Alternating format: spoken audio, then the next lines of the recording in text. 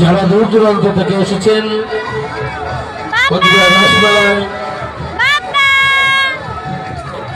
শ্রী মদন মোহনের দর্শন করতে, সঙ্গে মেলায় বিভিন্ন প্রদর্শনী দেখতে, তাদের বলছি অযথা সময় নষ্ট না করে সংগ্রহ করুন আর ধীরে ধীরে চলে যান জলপুরীকে দেখতে।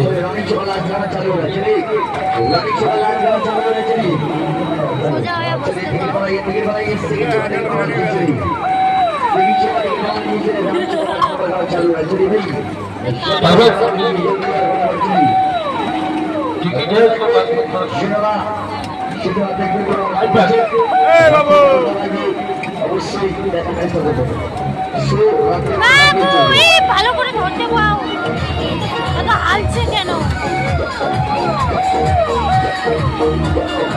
রাজগাড়া চালু